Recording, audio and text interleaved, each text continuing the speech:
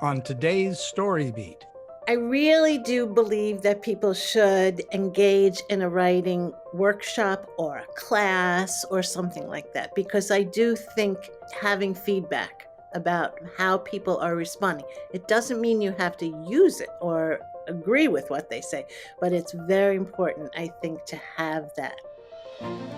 This is StoryBeat with Steve Cuden, a podcast for the creative mind. StoryBeat explores how masters of creativity develop and produce brilliant works that people everywhere love and admire. So join us as we discover how talented creators find success in the worlds of imagination and entertainment. Here now is your host, Steve Cuden. Thanks for joining us on StoryBeat. We're coming to you from the Steel City, Pittsburgh, Pennsylvania. My guest today, Virginia DeLuca, is a writer and psychotherapist. She's the author of the award-winning novel As If Women Mattered. Her work has appeared in the New York Times, Modern Love, the Boston Globe, Vulture, the Huffington Post, the Iowa Review, and The Writer.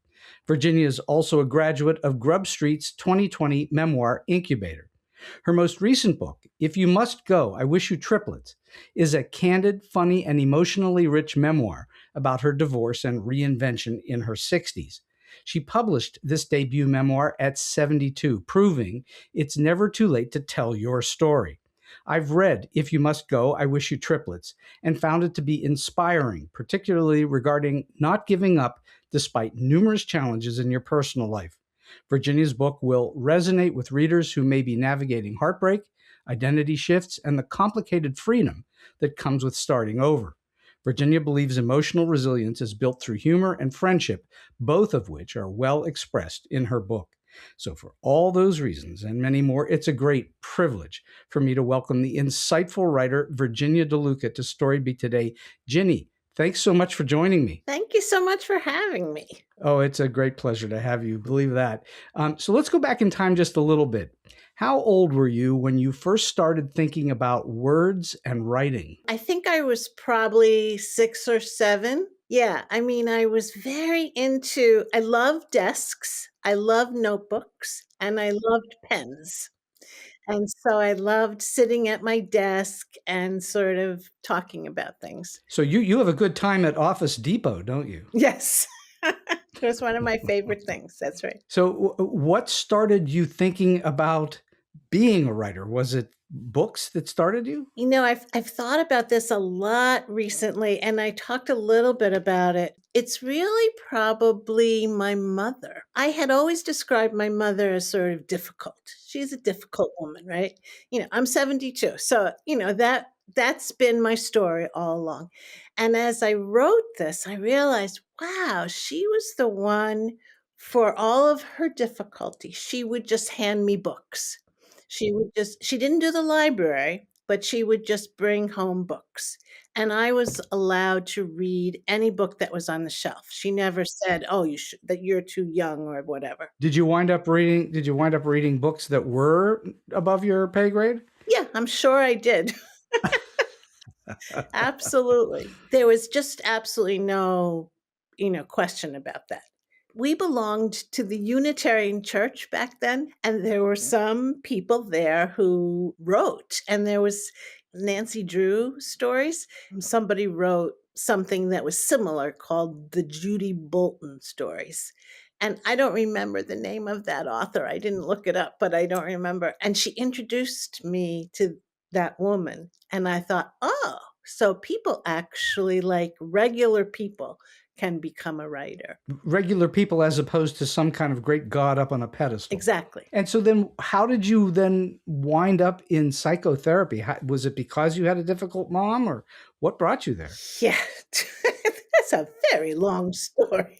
But yes, I mean, I think it has to do with that. It has to do with, some family history that had, started to happen. And also, I think I was a little afraid of being a writer. At a certain point, I had a choice. I had 3 kids. I had gone to, college, but had kids very young at like 21. And I was getting my first divorce, and I was sort of thinking like, how am I going to, manage all of this? And I had an option to go to my MSW or get my Master's of Arts. So I applied to Boston University and I got accepted in both programs. And you chose psychotherapy as opposed to the arts. I think because I was afraid that I would not be able to support myself. Well, I think that a lot of people think that. And in fact, that's really true. It's very difficult to support yourself as a writer in the arts. And so I think probably a wise choice. How much do you think your psychotherapy training and then your subsequent practice influences the way you think about characters and how you write? I actually think it's an interesting question to go the other way around. I think all the reading that I've done has had major influence of how I do psychotherapy. You've used the observations of great writers over time to help your thinking about how you look at humans. Yeah. I think that that's a really interesting reverse of what we would ordinarily consider it. You write in your book that reading has saved my life. That's a quote. And how has it saved your life? Well, I use reading, I think, as many people use substances.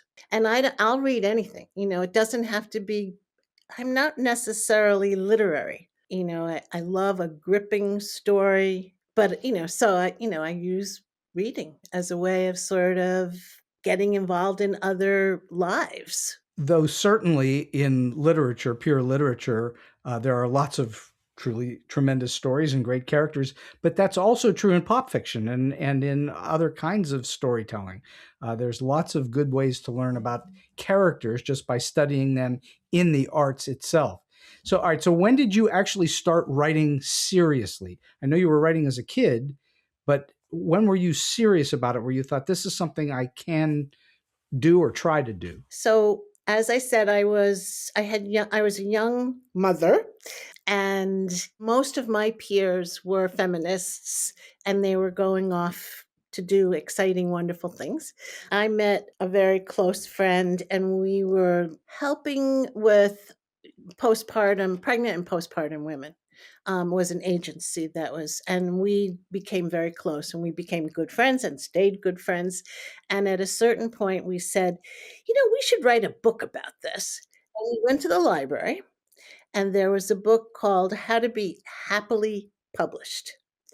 Again, an author I probably should have looked up for this, but I didn't.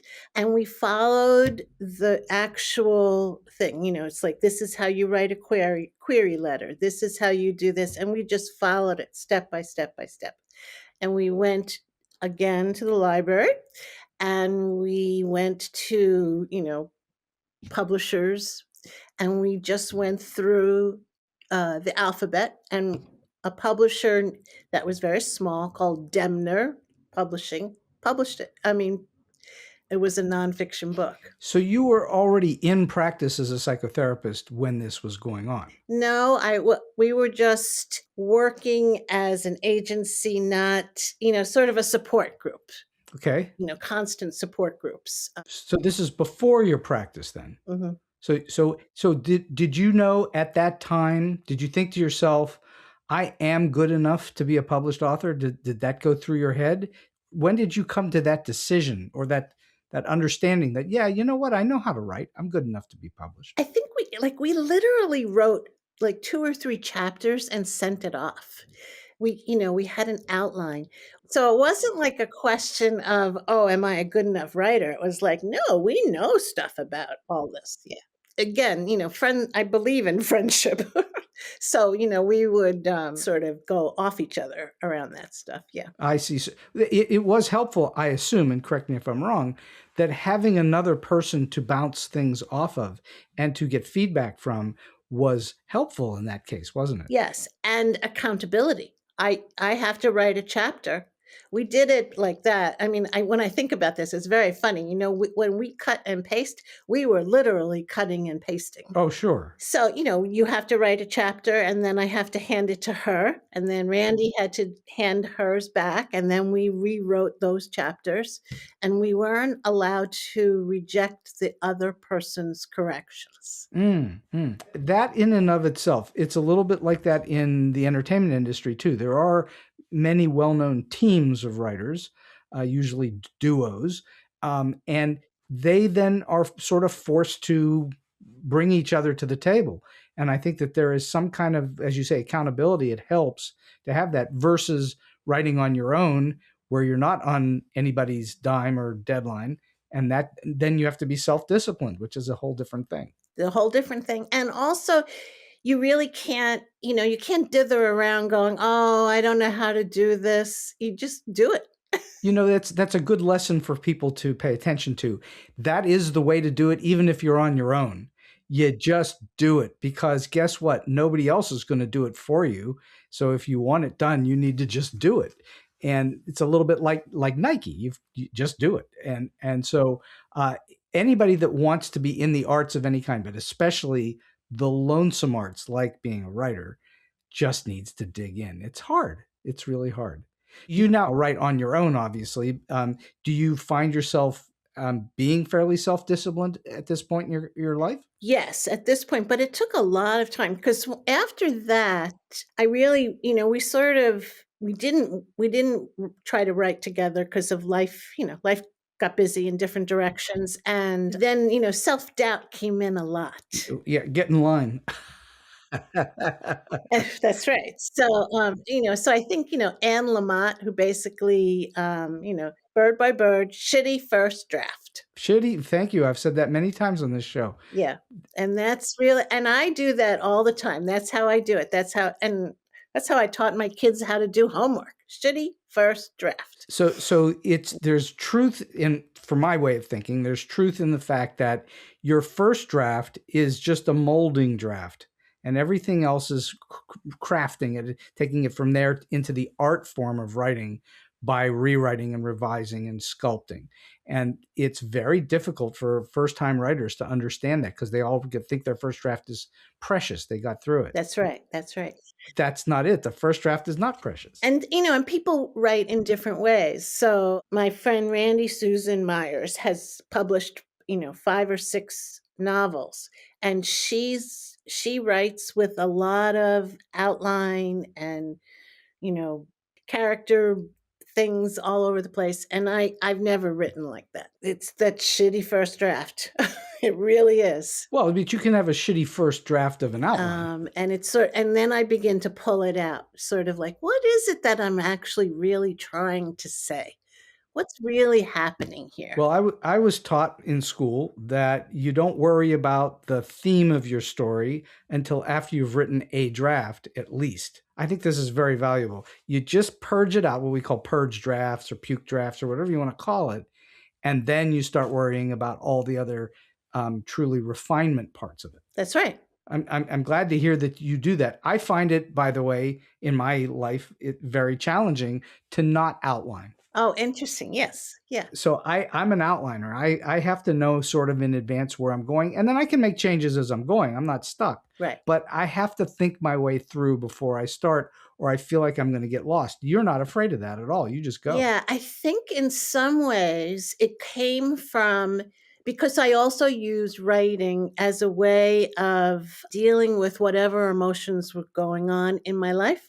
I'm roiling around in all sorts of emotion, whatever it is, and I start to write it down, which I'm beginning then to articulate and putting words into something that's sort of incoherent. Do you find that doing that is cathartic for you? I think it's the only thing that has kept me going. It really is like, oh my God, all sorts of stuff is falling around. I can't figure it out. And then I start writing, and then it begins to make sense. And then I can pull out, oh yeah, that's clear. And thus how writing and reading, I guess, have saved your life. Right.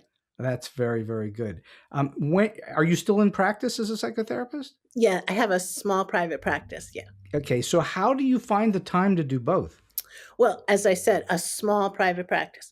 I did a lot of writing, and when I was working full-time or extra full-time, I have always been a very early riser. I mean, since I've been like a kid. When I was a young girl on sleepovers, I would fall asleep. I do a lot of my writing in the dark. So it's like, 4 o'clock in the morning and nobody's there to talk to me. There's no phone calls. There's no, none of that. And that's when I do a lot of writing. And that's your habit and practice in terms of being a writer. Yes. Yeah. And that therefore you're able to find the time quite easily because you're not impinging on any part of the rest of your day. Exactly. Interesting.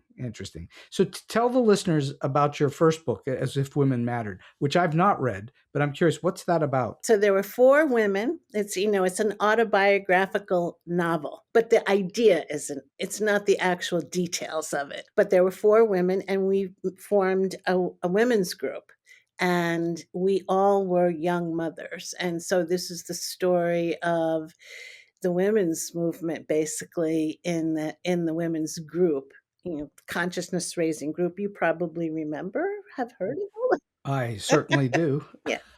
And I think it was really written with the idea of like, this is such an amazing time to have been alive as a woman. So this was fictionalized version of your experience? Yeah, so there were 4 women, but yeah, actually, I joke about it's not the 4 women that were actually in the women's group. It's all of me. It's basically this is one part of me, this is another part of me, this is another part of me. Mm-hmm. And so then, of course, now you've published a memoir, which is based totally on reality. I assume you didn't make anything up. Which do you prefer to write? Do you have a preference between writing things that are fictional and non? It's interesting. So that novel probably took about 20 years to write, and just because I was busy doing all this other stuff, right? And I always thought that I would only write novels, and I have written a lot of novels, not a lot.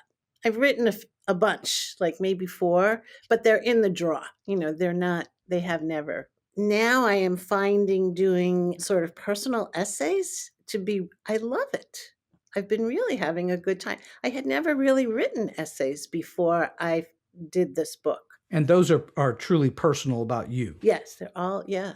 Do you think of yourself as you're writing these personal stories as you're telling a story? Are you a storyteller in writing these? Yeah, I think so. I mean, it's sort of like, yes, this happened and this is why it might be, it's a personal story that I'm pretty sure other people would relate to, but they might not want to be talking about it. Well, the nightly news is filled with stories and they're real. So it's the storytelling does not necessarily imply fiction. That we each tell ourselves stories about our day to one another, and that's how we communicate. And it's still storytelling. So that's why I was curious if you think of yourself as I'm telling stories about myself. Yes. And I mean, I think about this a lot, and it's a mix of that I talk about in terms of therapy, is that we all tell stories about our life, as you just said. And sometimes we get very stuck in a story and we have to sort of maybe revise a little bit, or we have to sort of really reframe it a little bit. So what do you think then makes a good story good? Why write about it? Why read it? What makes a good story attractive? I think for me, reading a story is my connection to those characters or to that writer in some ways. It feels to me like a mind melding sometimes. Like, oh, right, this person is actually articulating exactly what I have felt or known and have never articulated myself, something like that. Do you ever write stuff that's so personal you just don't show it to anybody? In terms of like journaling and stuff, yes. Yeah. I mean, so, sometimes my writing or journaling or that kind of stuff is just raw emotion. And I really wouldn't want people to read it because it might not be nice. So let's talk for a moment about If You Must Go, I Wish You Triplets, which I was fascinated in reading. It's kind of what you just described, but well refined and well written. It's not just you just purging anything out, although there's a lot there that's clearly from your emotional life and from your challenging experiences. So tell the listeners a little bit more about what that book is about. So this is a story that happened. I was married with my second marriage, And I was I believed I was totally happily in love. And it kept talking about, oh, second marriages, later in life, love is the best, is the best. And then he came home and said, I don't want to be married anymore. I don't find you attractive and I want to have a baby. And I was just I mean, I was totally shocked. I'm also a therapist. It was like, how could I be shocked? How could I have missed that? So there was all those kinds of things. I basically waved him goodbye, said, okay. I just am like totally stunned. And I was probably a little bit in shock, actually. I mean, sort of. And I basically opened the computer and I started writing, titled it, Perry's leaving. And I said, here's this middle-aged older woman basically getting dumped for a younger person.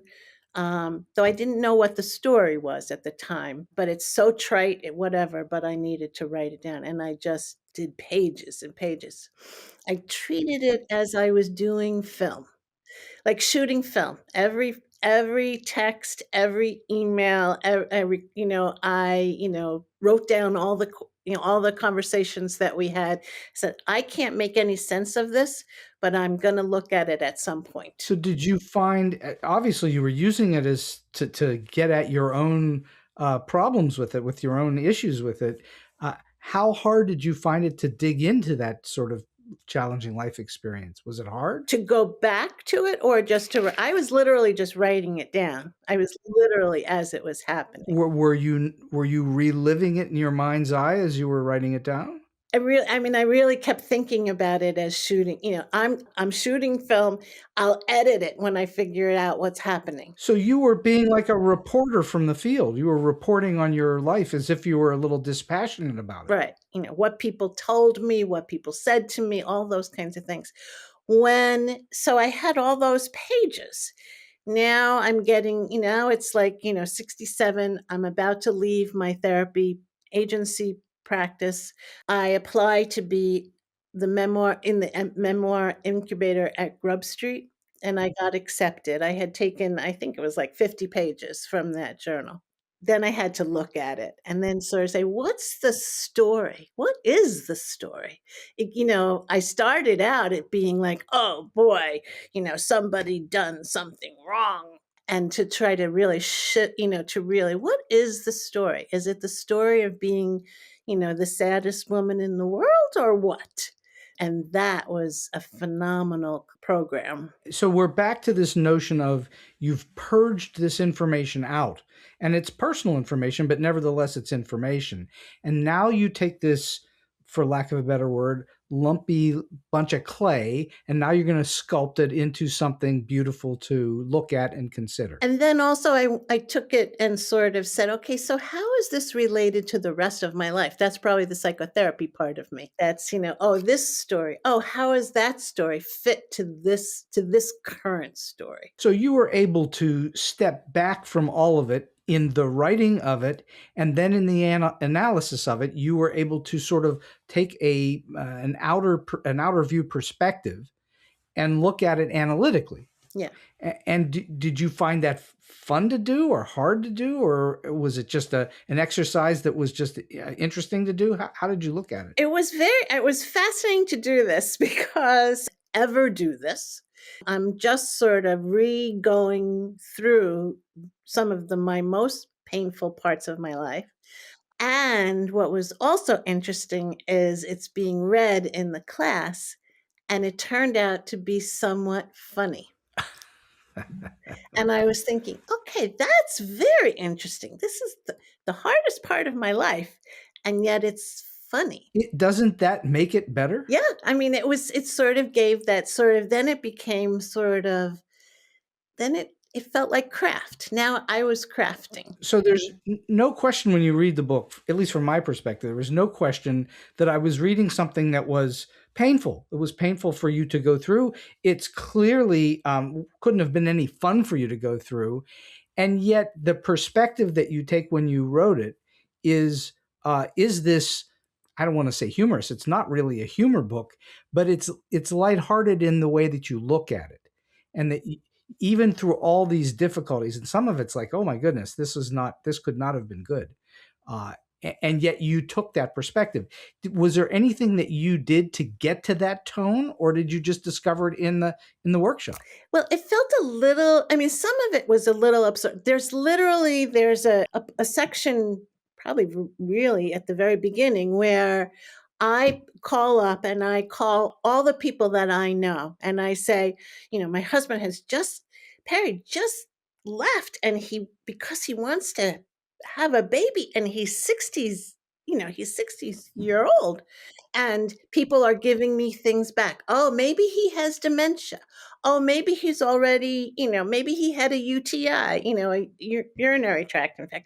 Even as I wrote that down the next day, and I wrote it down the next day, just literally it was funny. Even at that moment, I'm weeping, I'm sniveling, and it's funny. So that's the old adage of if I don't laugh, I'll cry. But you were doing a little of both. Right. In your author's note at the beginning of the book, you write, and I quote, "Writing a memoir involves assembling imperfect and subjective memories." Okay, I think I know what that means. What do you think that means? Well, this is my story, right? So I would guess that Perry, my ex-husband, had a very different story. No doubt. And that's the imperfect memory, right? It's very subjective. I was having my experiences and I'm talking about it. And as much as I was aligned with what I had written down and the emails that are actual, very real, I'm still shifting a story. It's the reason why eyewitness testimony in court can sometimes be very faulty, because you can get 3 eyewitnesses to give you 3 different perspectives entirely. And that's what you're saying is, so all right, so while you're dealing with the imperfect and subjective memories that are from your story as a memoirist, how do you deal with it? Do you just plow through it, like as you say, you just purge it out? Or do you have ways of thinking about being less subjective? Again, this is from the class, actually. There's the I narrator and the I character. And we were really talking about that all the time. So the I character is what's happening on the page. Oh my God, he left, and I'm weeping and I'm crying and I'm doing this. And the I narrator has now taken a step out and is going to comment about that. And that I think, was exceptionally useful to do. Mm-hmm. Did you do anything beyond that to develop the whole story? How long did it take you to take this material and mold it into pretty much a chronological story? What was amazing about this program is we got in this program, and we had 1 year, and we had to write 2 full drafts within 1 year. That was probably the hardest thing I've ever done through all of master's degrees, all of it. And we were reading, right? We were reading all the material for all the other people in the class. 9 of us took that class, and 4 of us published. That's substantial, 4 out of 9. And we really worked hard at that. And we ended right at the end of COVID. We decided, so the class, basically, the last 2 classes were, on Zoom. And we decided to keep meeting every weekday morning from 9 to 12. And we would sit and write in front of the other people on the little squares, and as we were doing on the computer. So this class was a Zoom class? This was after the GrubStreet class, and COVID came. Then the rest of the year, so that was all for rewriting. Was the class in person, or was that also on Zoom? Yeah, the class was in person. The class was in person prior to the pandemic, so you could actually get together without any kind of problem. Did you also then, as you were working this story, did you then go and research anything, like go back or interview people or find other information you needed, or was it completely out of your mind's eye? It was completely what was in the journal. You, during the course of the story, you write that you wound up wondering if you would be homeless at one point. Yeah. And that that once you had sold your house, you weren't sure. How did you overcome that while being in the middle of life? What did you do? Well, I was exaggerating. I mean, I think I was afraid of that. It wasn't going to happen. I had to sell the house, you know, and so, and I got a lot of help. People were remarkable. I really learned an enormous amount of love, really. So here I lost this love, and then I really felt like I was surrounded by love, and people, sort of helping to sort of pull that all, to put me together. I went from New Hampshire, I moved, I came to Boston, all that kind of stuff. Well, the cliche is that love is infinite. And so you have it in little pieces in your existence, but it's also everywhere at the same time. And sometimes it's hard to see it or find it, but it's there. You just have to seek it out, I guess, is the best way to say it. You said that when you were going through this, where nothing made sense to you. And again, this is your practice and habit, is when nothing makes sense to you, to sit down and journal. Is that right? You've probably Julia Cameron, The Artist's Way. I probably read that book around the time she published it, and I took it to heart. And you write 3 pages every single day. Now, obviously, people don't actually write 3 pages every single day for 50 years. But whenever things were really difficult for my life, I would say, okay, it's morning pages. And I would literally go onto, these big black notebooks, sketchbooks, and do 3 pages, and I would do that. And what would happen to you on days when you weren't doing that or couldn't do it for some reason? Would you feel it? Oh, yes, it alters my whole sense of intense emotional trauma type stuff, right, is in our bodies. And I think it helped sort of settle it down. So now I could, go off to work. I knew who I was doing. I was driving, all those kinds of things. So, yeah. Correct me if I'm wrong. I think it gives you 2 things. I think it does purge those things out so you can get it off your chest and it's not sitting on your consciousness. And it also then helps you to have perspective on the whole thing. Right. I think that's really excellent. You do have in the book a Julia Cameron quote, which you say you put over your desk, and I'll quote it because I thought it was fabulous. Do you know how old I'll be when I finally finish this thing? And the answer is yes, the same age you'll be if you don't. Right. Isn't that wonderful? Exquisite advice. So that's the old thing about, whichever way you say it, it'll be true. However you work on this project, whichever way you go, it will be true either way. Whether you do it or don't do it, whether you say you're going to do it, whether you say you won't do it, whatever it is. So at the time that you were going through this, you were on the verge of publishing your first book. And so what did that do to you, and how did you work your way through it? So he left on May 15th, and my launch was June 17th or something like that. So the launch was already set. We had a party, we scheduled there. It was a contest that involved 2 others. So I won first prize. The second and third prize were all going to be there. And so I had to do it. I had to launch. I had to figure out what I was going to read, and I had to launch. And then I did nothing after that. Then that was it. Said goodbye. It was an out-of-body experience. Life is really great. Now I have to sell this house and I have to move. And I never did one thing for that book at all. And fast forward many years later, I write the book, the memoir, that talks about what was happening, about why I could not do that. And now my novel is selling. And I find that extraordinarily ironic. Because of the memoir. Yes.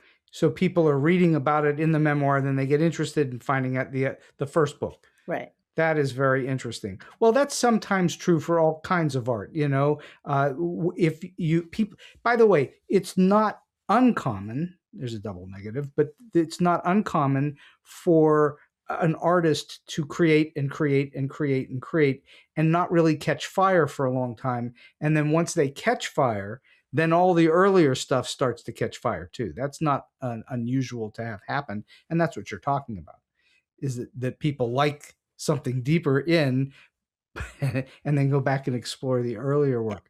And the thing is that it was a very tiny, it was a very tiny publisher. It was a books owner who decided to put a contest up and then published a book. So it was very tiny.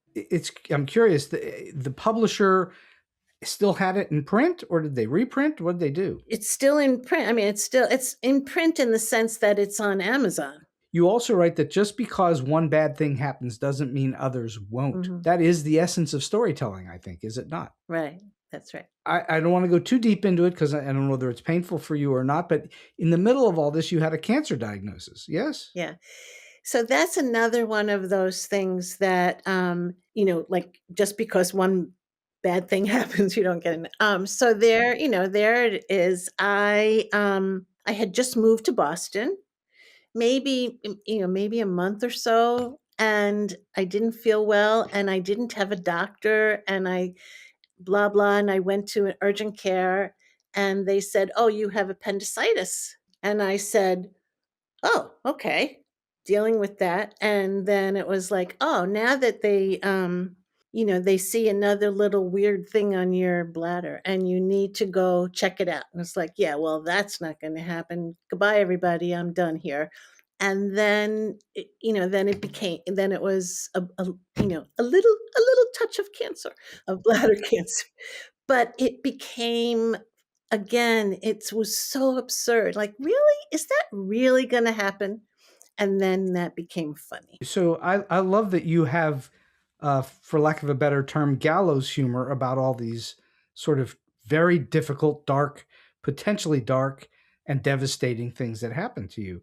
But if you don't look at it, if you don't laugh, you'll cry. So why not laugh? I have the same way of looking at things. I get upset about what things that happen, but I always try to step back and have some kind of a sense of humor about it. And I think as an artist, if you don't, you're really not going to create much art. Yeah, well, it would be very depressing.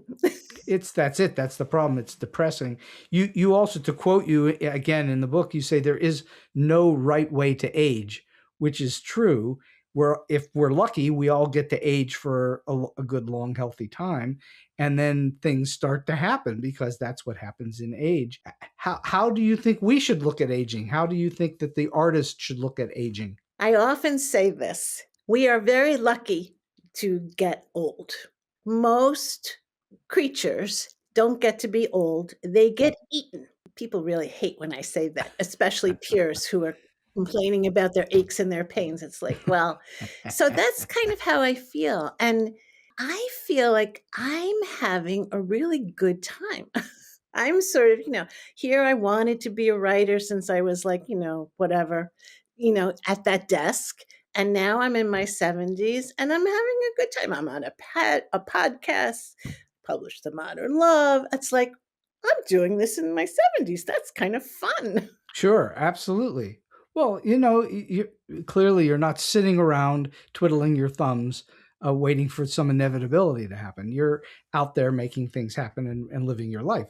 And I think that's where the ideas for the next book come from. Right. So I do think that this particular book, even though it's obviously a memoir, it reads a little bit novelesque. Mm-hmm. And I'm assuming that was an intention on your part as you were writing it, that it felt pictorial as you were writing it. Well, it's very interesting because when we were in class, right, I had written a novel. I had written a lot of novels, not that I had published them, but I had done a lot of fiction. And a lot of people in the class had not necessarily done that. And so we were learning all sorts of things about creating worlds and characters and how to sort of use that craft.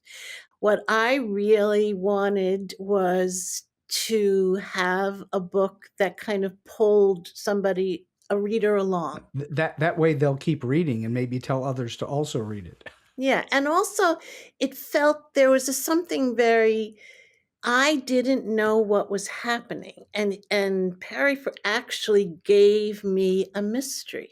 He kept changing a story. And I realized, oh, let's lean into that mystery because we wanted to know what happened. I think that there's a potential here, if you could get it to the right people, that it could be turned into some kind of a movie or a short mini series.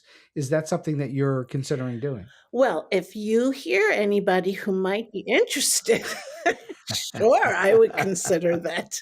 Those are long shots in any and all cases, but you never know. If it gets out there in the world, this has that kind of feel to it where you were smart in writing it like a mystery in many ways.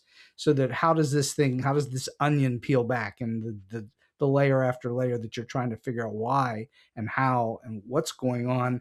And as you say, the story keeps changing, so you don't know what's going on. Now, there's nothing traditionally murder mystery-esque about it, or those kinds of mysteries, but it is a mystery, and I think that was a very, very smart way for you to play it.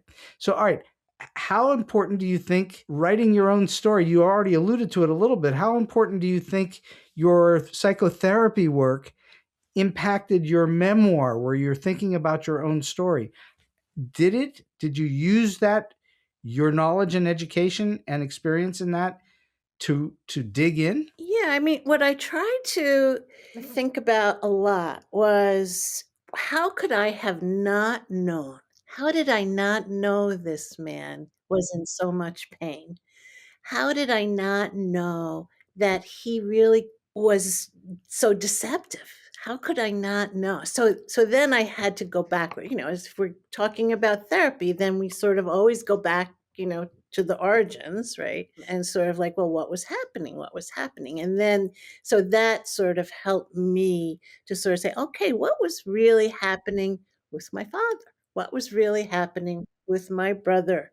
And so that's when I began to sort of really sort of weave that in. So wait a second. Let's talk about that for a second. I find that really interesting.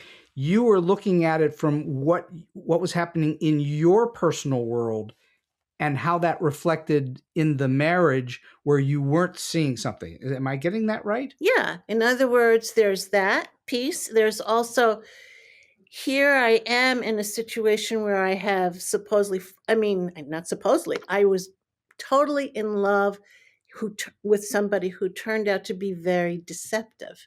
If I really examine the past, there are a lot of deceptive people who I was majorly in love with, like my father, my brother. In other words, these were important people in my lives. And they also, were very deceptive. Do you think that you were blinded by that? Is that a good way to say it? I think that might be a little simplistic, maybe. It's sort of more like, I think. Did you want to believe them? It was just your desire to believe them was so strong? I didn't find out about the stuff about my father until way after, right? Right. He was just my father. He was just my father who did all these things, and da da da da da da. And I realized, when I look back, oh, so he was somebody who clearly was having a whole other life. So there's a mix of denial. There's a strong theme in your life about this, isn't there? Yeah, right. So I had to sort of look at those themes and sort of say, what does that mean? You know what? I think you've got many more books if you want to keep exploring that theme. Because I think that's a very big theme in a lot of people's lives. And I think people relate to that because, and you know this way better than I do because it's your business to know it. You can never, no matter how close you are to someone, you can never actually know them wholly. And I think even we have a hard time wholly understanding our own selves. So how can you understand something I don't understand? Right, exactly. And we all are deceptive to some extent. Oh, I don't think it's possible to be human and not be deceptive. Which is pretty fascinating. I think it's extremely fascinating, and it's a truly human element because I don't think we have too many other creatures that we know of, at least, who are deceptive in that way. It's just humans. And and why? I mean, why are we deceptive in that way? But I think we lie to ourselves, we lie to others, even if it's little white lies. We do it all day long, whatever it is. People tell little white lies all day long, and then some people tell great big lies. That's then a whole other story. So I'm curious. I ask these kinds of questions a lot. I'm sure during the course of your putting the book out, you certainly went through some kind of editorial process. Yes. So there was a whole, as I told you, we had all this editing happening in class from the other writers. In that class, we had what they call an external writer, so a published writer who would then look at the whole rough draft. And then we did that a few times, actually. And then when this particular publisher is a student-run press, so I hired an editor to really carefully do all the editing, because this was a small university press that basically has a 4-semester class to go from acquisition editor all the way to the end. And it was really fun to work with the students. It was really great. All right. So between them and your professional editor that you hired, you certainly got back notes and thoughts and considerations, and you then, as the author, you have the right to accept or reject. And I'm just curious, how did you handle notes? How do you think about note taking? I think feedback is extraordinarily important. Obviously, we have to know how people are responding to what we're writing. We don't know how it lands unless we have somebody who's going to give us feedback. Now, if you have a bunch of feedback, you can sort of reject the ones that are outliers. But if everybody's saying, that doesn't make any sense, and that it's so confusing, it's ridiculous, whatever, then you have to fix it. Did you go through anything where somebody gave you a note and they were confused, but you realized that there was nothing confusing about it? Did you go through anything like that where you just rejected the note entire? Yeah, I mean, sometimes people give opinions instead of critique. Like, I think I say something like, I basically make it sound as if 60 years old is old. Not anymore. And people were like, and I was sort of saying, my later in life love, had an end date. And a number of people didn't like that. It was like, come on, you gotta, that's not true. It's like, no, I like that. That's true. That was true. That there is an end date? Is that what you're saying? Like, it's opposed to, like, if you fall in love with somebody at 20, you might imagine living for a very, very long time. If you fall in love at 50, it has a natural end date. Oh, sure. There's no doubt about that. You're not going to live to be 1,000 years old. No one that I'm aware of ever has. So, there's going to be a sell-by date at some point on the whole thing.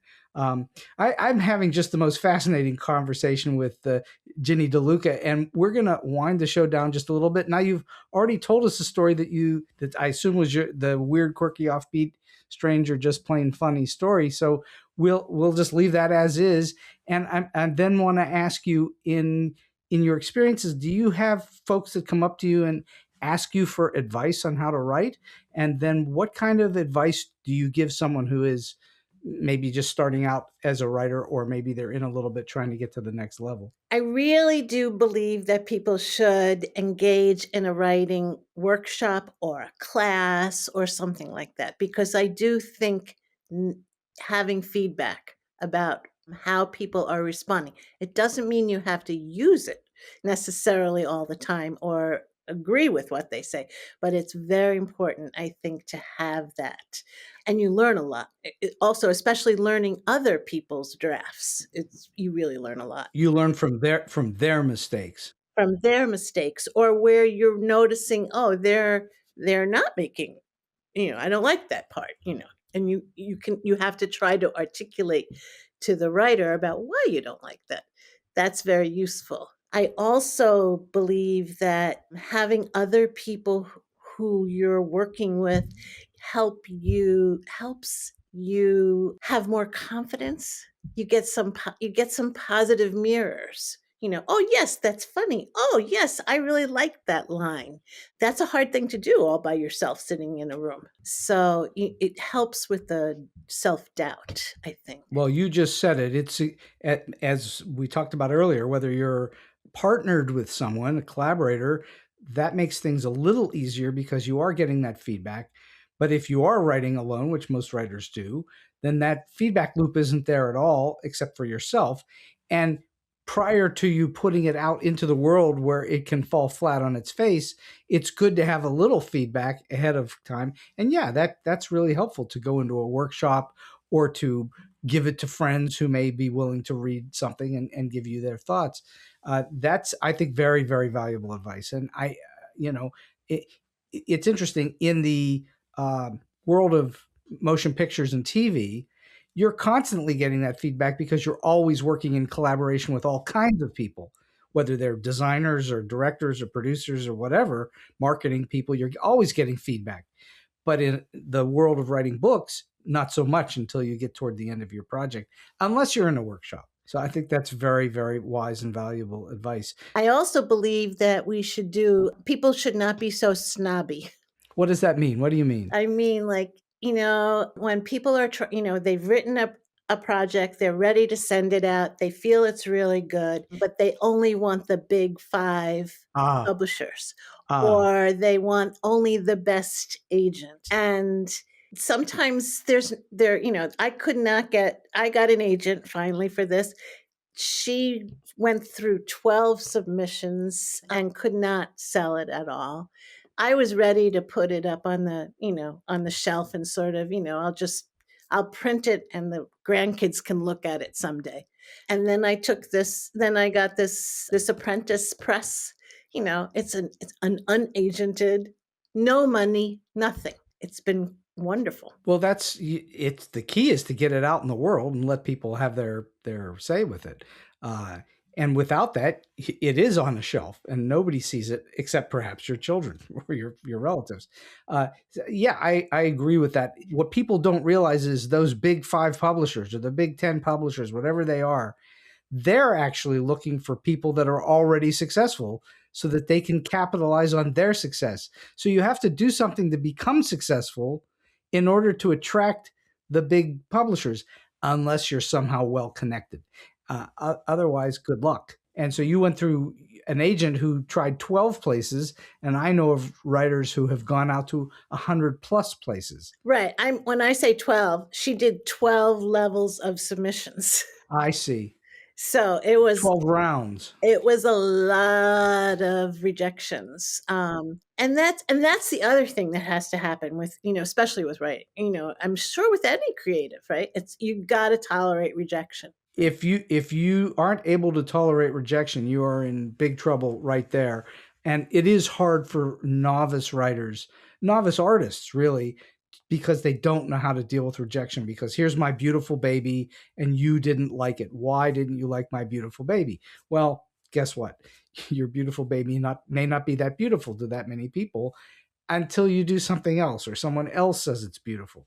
So yeah, it's hard. It's just a hard business, but you're correct. You have to stick to it. You have to stay with it, or you won't succeed. As they used to teach us at UCLA in screenwriting school, the only people who don't succeed are the people who give up. So there's a lot of truth to that. Ginny DeLuca, this has been an absolutely fabulous hour plus on StoryBeat today, and I can't thank you enough for your time, your energy, and for your wisdom in all this. This is absolutely terrific stuff that you're doing, and I hope you do more. Yeah, great. Thank you so much.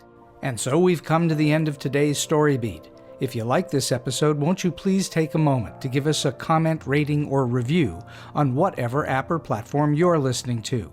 Your support helps us bring more great StoryBeat episodes to you. StoryBeat is available on all major podcast apps and platforms, including Apple Podcasts, YouTube, Spotify, iHeartRadio, TuneIn, and many others. Until next time, I'm Steve Cuden, and may all your stories be unforgettable.